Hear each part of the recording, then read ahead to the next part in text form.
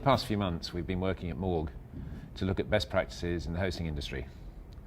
I think one of the really important things to note is MAAWG's not coming to this from the point of view of saying, we know what's best. Because when you look at MAAWG initially, you'd think, well, what do they know? They're in the messaging business, they're in the malware business, they're in the mobile business. How can they come and talk to us about hosting?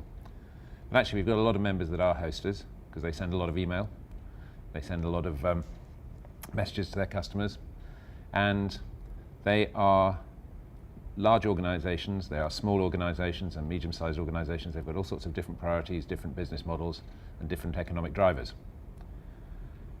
What MAAWG's really good at is doing best practices, and where we have our expertise in actually developing them. What we don't have is the expertise in hosting that has been with MAAWG for a long time. However, we have, as I say, a lot of these members, and these are the people that are now coming together to come up with best practices for the hosting industry. The work's taken place over the past few months.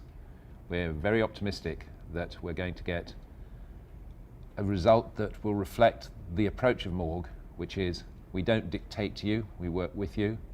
We're a group that is very collaborative, and we anticipate having these practices certainly ready to be reviewed by the outside community in about a year's time.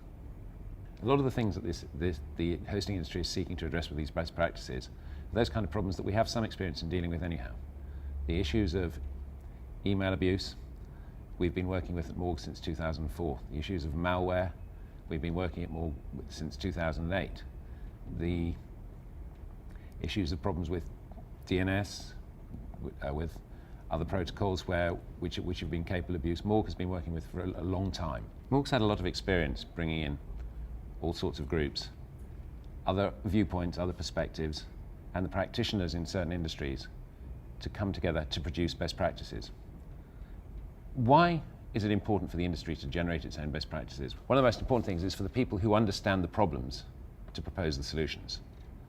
All too often, we end up with third parties, well-meaning or driven by other imperatives, seeking to impose a solution externally.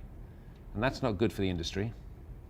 It's not good for the people who are actually trying to get the issues fixed, because what you need is the experts fixing these things.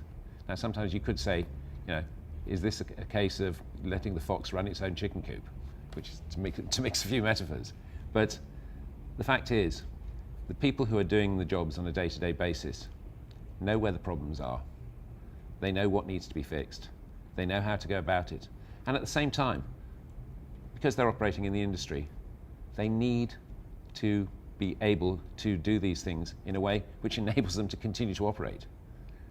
They are in business. They're in business to make money, which is perfectly reasonable.